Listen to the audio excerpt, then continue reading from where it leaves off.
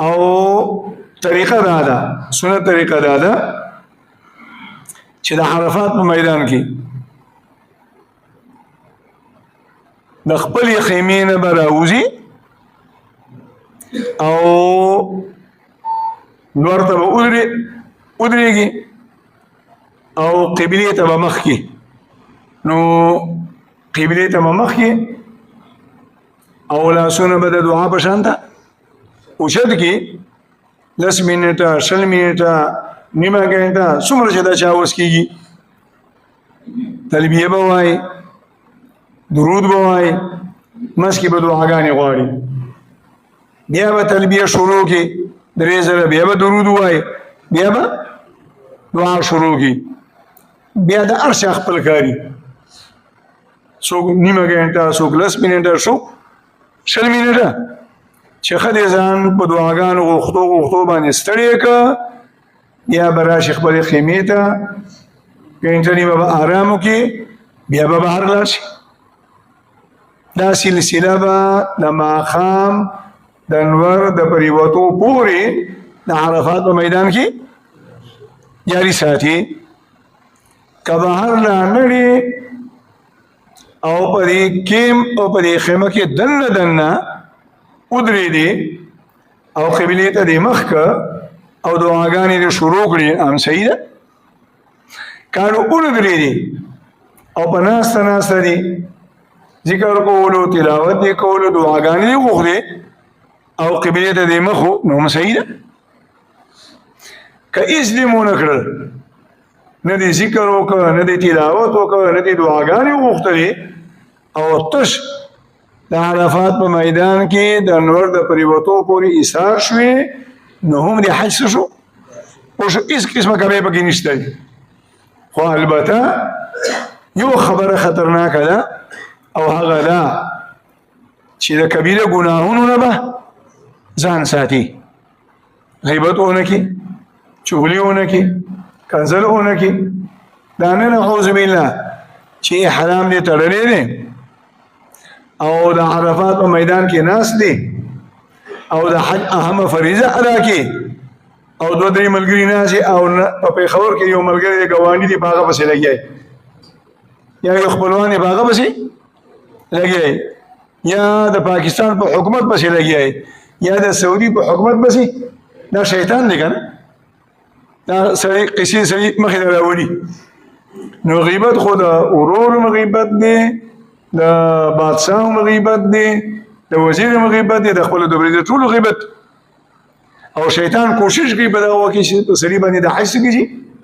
خرابي نور کته په ارچا پسې سپور استغي وای کنسري او کې انتظامات باندې یا په خپل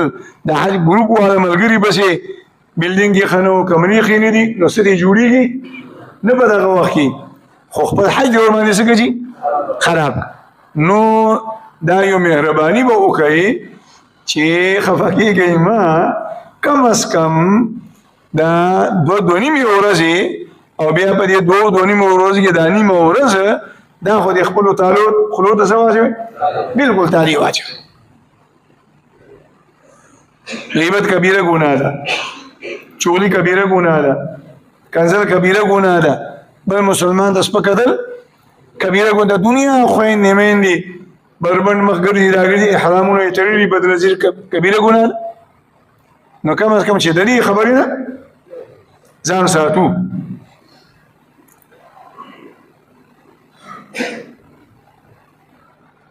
د عرفات په میدان کې یو خو د حاجي دپاره دا 2 منځونه دي د ماسپښین او د مازدیګر کم حاجیان چې مسجد نمره ته لاړ شي او د مسجد نمره په جمعات کې د حج په امام پسې ماسپښین او مازدیګر دا دواړه منځونه وکړي دا دواړه منځونه به یو ځای کوي لیکن 99% حاجیان ماسپښین او د مازدیګر منځونه په خپلو خیمو کې کوي د هغې وجه دا ده چې په مسجد نبوي کې به یا 15 لکه یا 10 لکه خلک ځایږي او حج کې خلکونه خلک کم حاجیان چې په خپلو کیمپونو کې دننه په خپل امام پسې ماسپخین او د مازدیګر لمونځ کوي نو ماسپخین لمونځ په خپل وخت کې او د مازدیګر لمونځ په خپل وخت کې به کوي نور په دغه ورځ باندې په حاجي باندې چې کوم فرض دي هغه د احرام په حالت کې د عرفات میدان ته داخلي دي او چې کوم ور باندې واجب دي د انوار د پریوتو پوری اساری دي او د حج نه علاوه ماسپخین او د مازدیګر لمونځ کول دي دا خاص فرض دي باقی د عرفات په میدان کې هیڅ پابندي نشته ما خامه بوله که د قرآن تلاوت کې که الله ذکر کې که استغفار وای که درود وای که دعاګانې غواړي او که اسې غلی ناست دی هیڅ قسمه پابندي نشته په دې تمامو اذکارو کې دا به تاسو وګورئ اوس تاسو اورئ که نه زه یې وایم د حاجي دپاره په تمامو اذکارو کې د احرام په حالت کې د ټول نه زیات اجر او زیات فضیلت په تلبیه کې دی او حاجي دا د ټول نه کم وي هیڅ خبره باندې کنه باندې وایي تلبیه نو په دغه ورځ باندې د تلبیه ورد زیات په کسر سره پکار دی نو ورسره څومره اذکار چې ملګري یو ځای کې یو روایت کې راځي چې کوم مسلمان د زمان نه بعد قبله ته مخ او دا کلمه لا اله الا الله وحده لا شريك له له الملك وله الحمد وهو على كل شيء قدير ليس زلزلوي بسم الله الرحمن الرحيم قل هو الله احد الله الصمد لم يلد ولم يولد ولم يكن له كفوا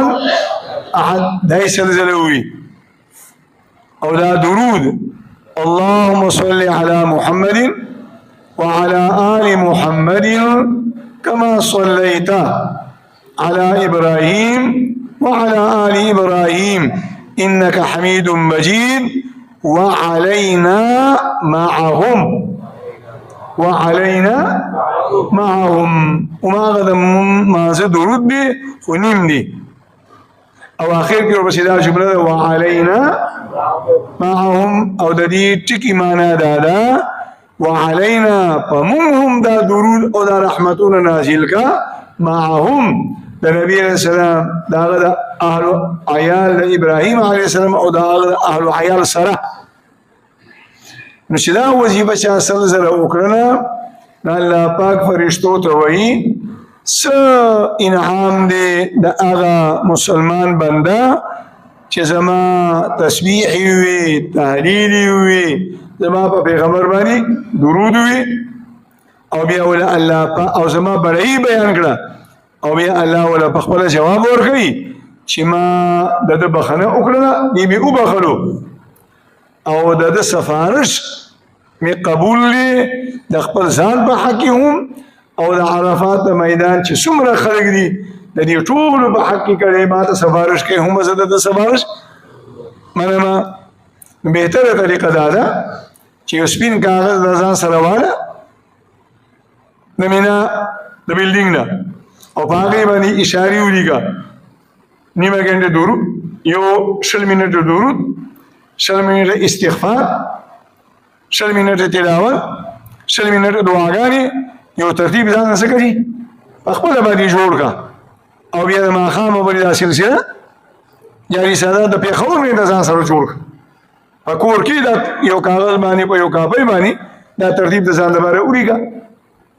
سبحان الله الحمد لله الله اکبر لا اله الا الله لا اله الا الله محمد رسول الله سبحان الله والحمد لله ولا اله الا الله والله اكبر لا اله الا الله وحده لا شريك له له الملك وله الحمد وهو على كل شيء قدير استغفر الله الذي لا اله الا هو الحي القيوم واتوب اليه. دا ځان د خونه د ځان سره تیار ویس او بیا به جیب کې د ځان سره ګرځاو بیا باغو کې سره ګنګ شي او نه پوهېږي چې اوس څه ووایم او چې مخکې د ځان خبره په کاغذ باندې ترتیب دي جوړ کړي او یا موبایل یې در سره نه سبا خو د موبایل ودر وی موبایل کې د ځان ټول سیستم برابر کړي په هغه ترتیب سره بیا د نیمه ورځ تېره دغه رنګې دا طریقه بیا د مزدلفې په شپه کې هم دا طریقه جاري وساته مینا کې هم دا سلسله جاري ساته. د عرفات په میدان کې چې کله انور پرېوتلو نو دا الله په فضل سره حج ادا شو او د حج دو فرایض هم ادا شو یو احرام او الوقوف عرفات او ورسره د حج په واجباتو کې واجب هم ادا شو. د عرفات په میدان کې دا نور پوری اشاریدل او د حج په سنتو کې یو سنت عملو ادا شو په اتم تاریخ باندې مینا ته راتل او مینا کې دا ورځ تېرول. د نور د پرېوتو نه وروستو لوی سیلاب د حاجیانو را روان شي مزدلفې ده د مکې نه چې ځي مینا کې به سټې وکړي بیا به د مینا نه چې روانېږي نو منځ کې به مزدلفه کراس کې د هغې نه به پورې وځي او نیغ به لاړ شي عرفات ده. د عرفات به واپسې کې چې راځي د اول په مزدلفه کې ایسارېږي او بیا به راځي مینا ته او د مینا نه به راځي بیا حرم شریف ته.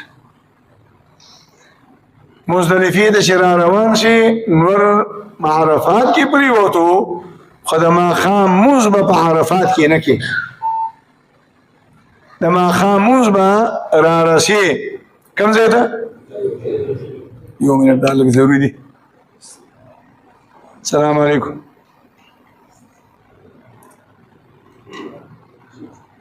ماښام مونځ به په عرفات کې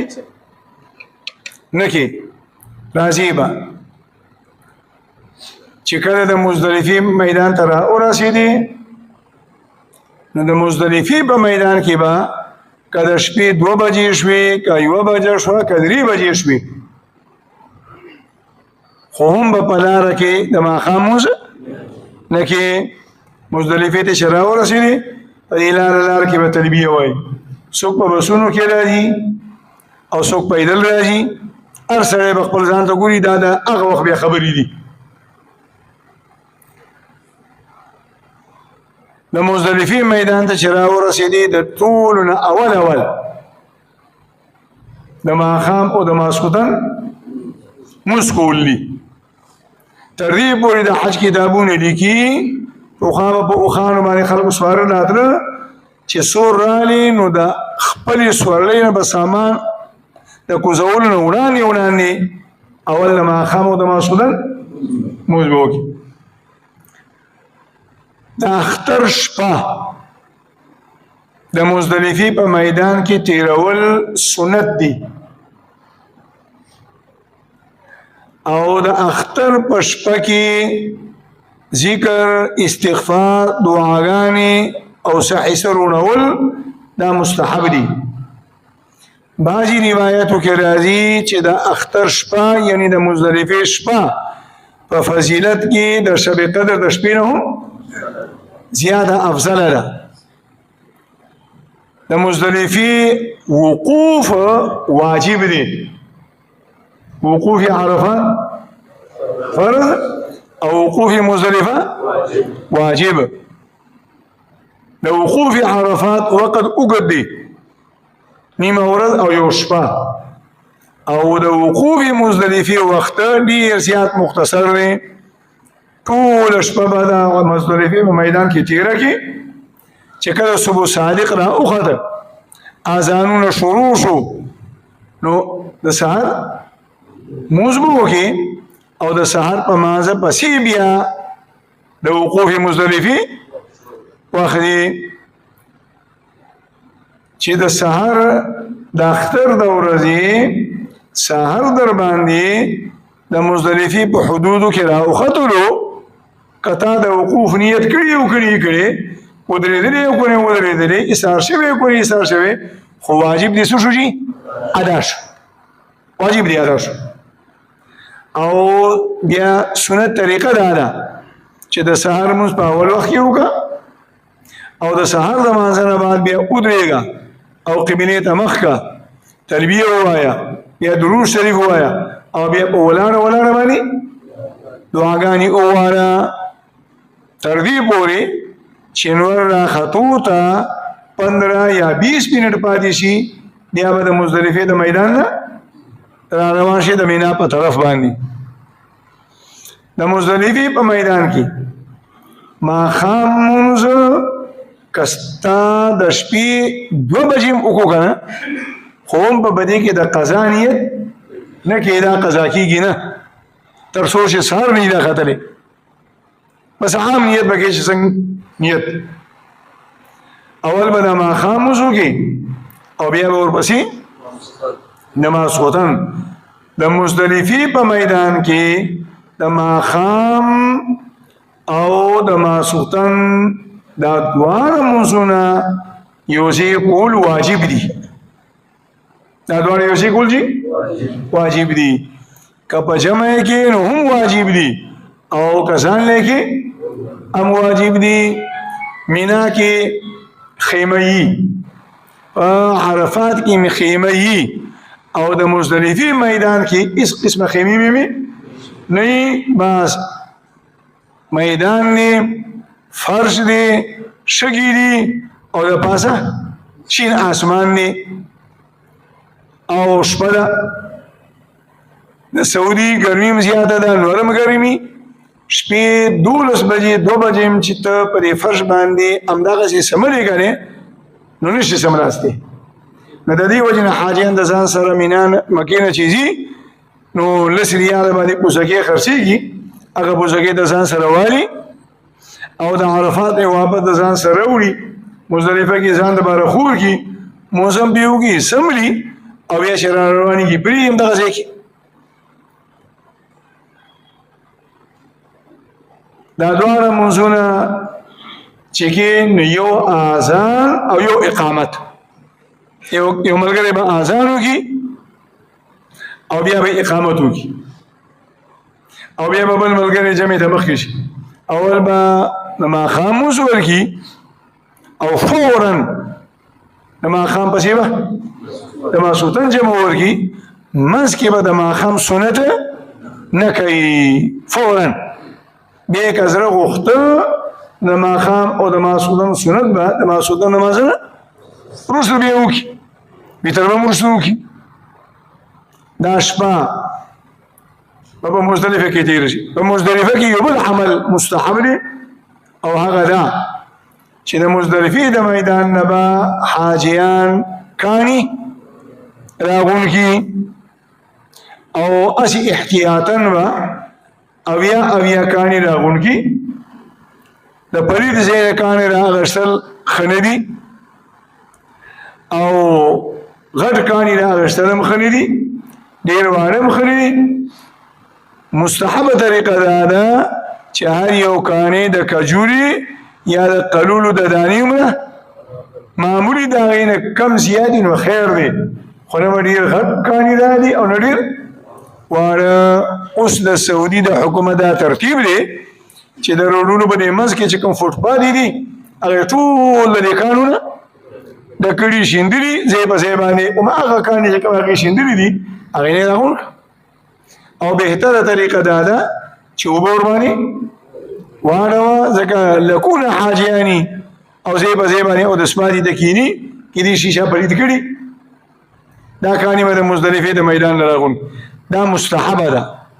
نور قدر رهیر شو او د مینا د میدان نه د راغون کړه هم جایزه ده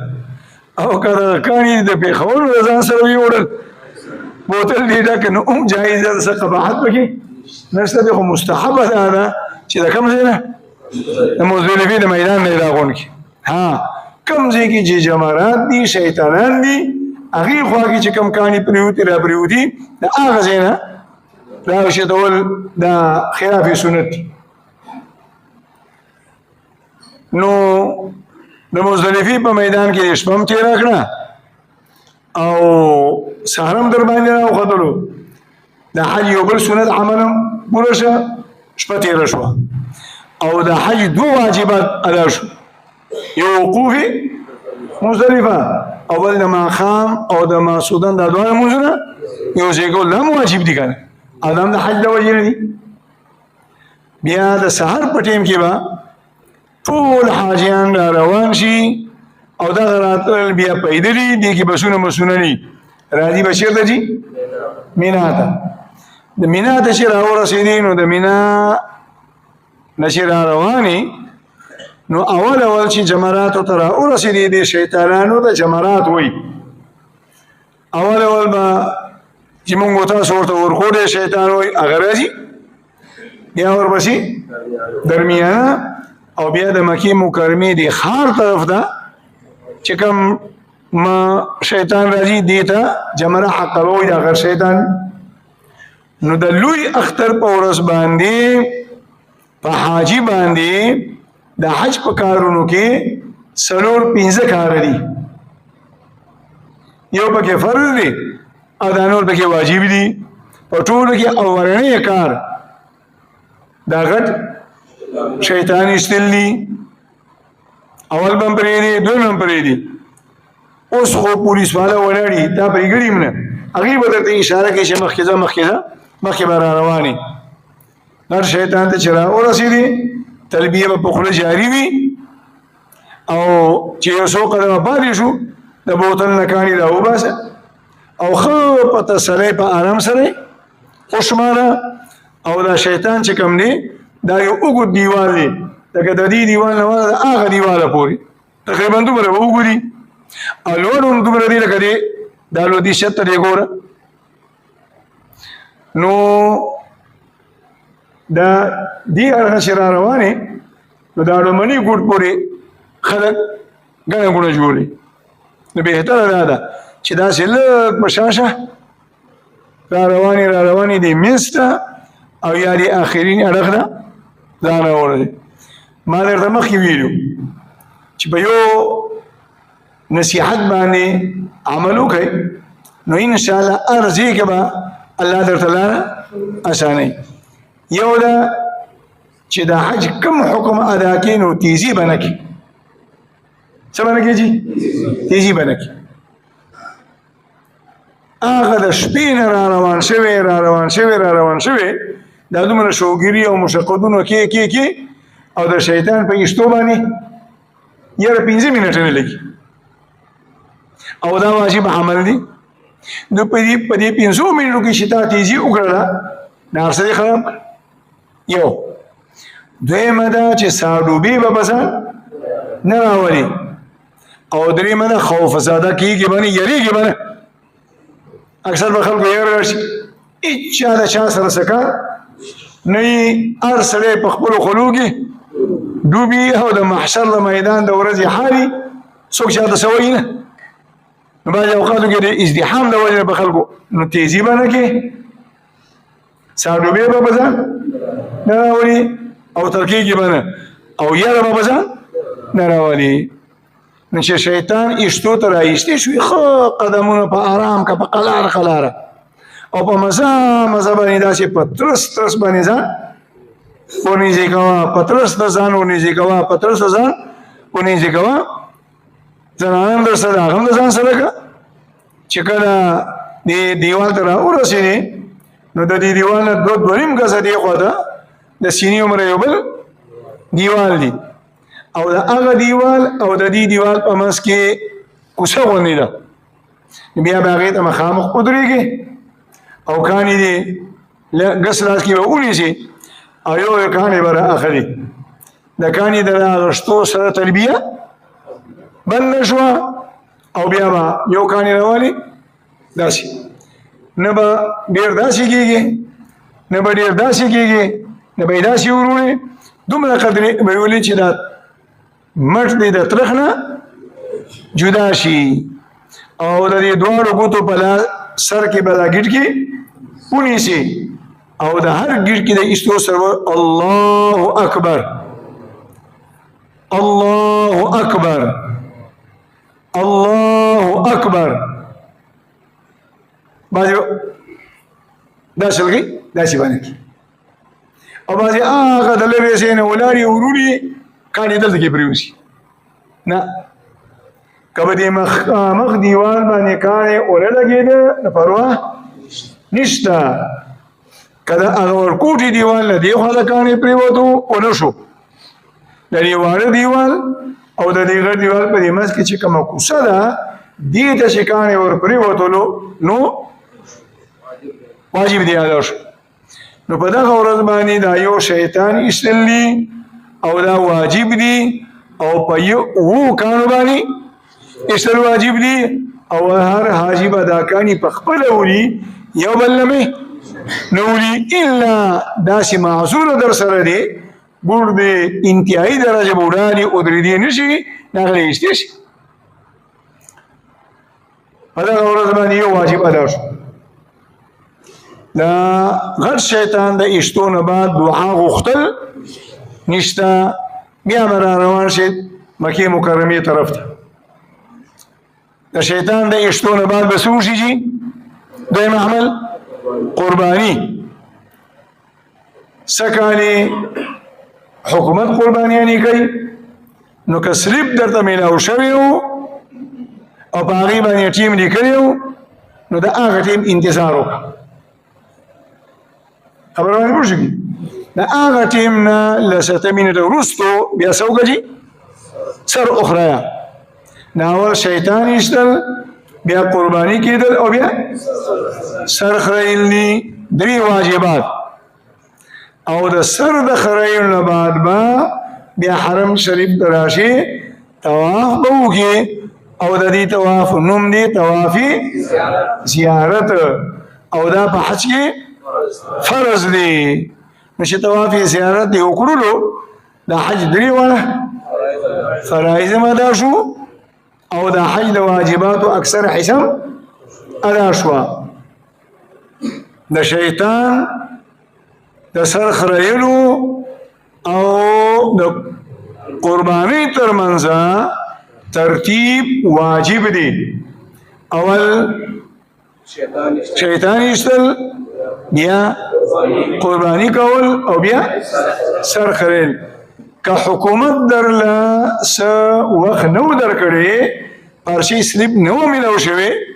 نو بس د شیطان د ایشتو نه وروسته به فورا څه وکړي سر به وخوري اوس که چېرته هغوی قرباني مخکې وروستو کوي هغه کار په هغوی باندې زما ورته هغه رسېده شي خلاصه ده خو د شیطان په ایشتو پسې فورا څوک سر نشي خریلی ځکه د شیطان نه چې ته مکې مکرمې ښار ته راځي او خپل بلډینګ ته راځي دې کې ګنټه یو نیمه ګنټه ټیم لګېدلي اکثر حاجیان راشي خپل بلډینګ ته او بیا بلډینګونو کې سر خري د دې 3 واړو کارونو او د طواف زیارت ترمنځ ترتیب سنت دی د دې 3 کارونو خپل منځ کې ترتیب واجب دی او د طواف زیارت او د 3 واړو کارونو ترمنځ ترتیب څه دی سنت دی او ما درته مخکې ویلو کوم ملګرو سره چې زنانه دي او هغه زنانه داسې عمر والا دي چې بیماریان یې راځي ګولۍ یې خوړلي دي ستنې یې لګولي خو دا 2 نیمې ورځې دومره وګرځي راوګرځي ستړي راستړي شي چې بیا هم د ډېرو زنانو بیماري څه شي شروع شي نو داسې ملګرو ته دا نصیحت دی چې دوی د شیطان نه راغله که نه نو ډایرکټ دی حرم شریف ته لاړ شي او اول دی خپله او په زنانه باندې څه وکړي طواف زیارت وکړي هسې نه که چېرته د هغې نه وړاندې بیماري شروع شوه او واپسي وه نو بیا به غټه مسله جوړېږي. نو طواف زیارت چې وکړو اوس د هغې نه بس که بیماري راځي دا نه به یې ازادي او هېڅ قسمه ګناه پکې نشته. طواف زیارت نه بس بیا څه دی چې صفا مروه. کم مرګري چې پلنګ او صادر کې طواف زیارت کوي دا اعلان دي کوس کړي نو دی به استبام کوي او رمل به هم کوي او که په خپل بلډینګ کې صادر لري کړي قمیص پردو کې واچولو او دوی طواف زیارت کې رمل به کوي استبام ور باندې نشته دی. طواف زیارت دی وګه او په طواف زیارت پسې دی بیا دا صفا او د مروه ترمنځ سعی وکړله. نو دا حج درې واړه فرایض د الله په فضل سره ادا شو او دا حج اکثر واجبات مسلو شي ادا شو. په دغه ورځ باندې بیا ټول حاجیان خوشحاله شي او اله یسا اوسېږي چې دا الله په فضل زموږ حج ادا شو. بیا سنت طریقه دا ده ګنټه 2 غنټې په خپل بلډینګ کې تېرې کړه خو سنت طریقه دا ده چې د 11 تاریخ ټوله شپه او یا د هغې اکثر حصه مینا ته واپس ورسوي بغیر د حسر نه بغیر د بیمارۍ نه هسې د ناراستۍ د وجې نه په مکه مکرمه کې په خپل بلډینګ کې په دغه ورځ باندې ایسارېدل دا ښه خبره نه ده. او ما درته ووي چې 10 بجې هم د بلډینګ نه راروان شوې او شیطانانو ته راورسېدې نو د مینا حدودو ته رادم نه شوې. اوس که د دغه ځای نه ته خپل کیمپ ته شپې 2 بجې هم ورسېدې 3 بجې هم ورسېدې خو اکثر حصه دې د مینا حدودو کې راغله سنت دې ادا شو. 11 تاریخ شپه به په مینا کې تېره کړې په 12 ورځ باندې بیا هېڅ عمل نشته دی. په 12 تاریخ باندې به د انور د زوال نه بعد تمام حاجیان را روان شي او دا 3 وړه شیطانان به بیا وړي اول ورکوټې شیطان بیا درمیانه شیطان او بیا نر شیطان. د لومړني نه پس هم دعا شته د دویم نه پس هم دعا شته د دریم نه پس بیا دعا نشته روانېږي به بیا څه حاجیان بلډینګ ته راشي ګنټه 2 غنټې آرام وکړي او بیا ماښام کې مینا ته راشي او څوک د دغه ځای کې مینا ته واپس راشي. د 12 شپه به بیا مینا ته ورسې په 12 ورځ بیا د زوال نه بعد دا 3 وړه شیطانان ایستل دي اول ورکوټې بیا درمیانه او بیا او هر شیطان په 3 کاڼو باندې په 2 کاڼو باندې ایستل دي او د ویشتلو همدغه طریقه ده. په 12 ورځ باندې دي چې دریم شیطان ویشتلو د حج تمام فرائض او واجبات ادا شو. یو واجب درته پاتې دی او د هغې نوم دی طواف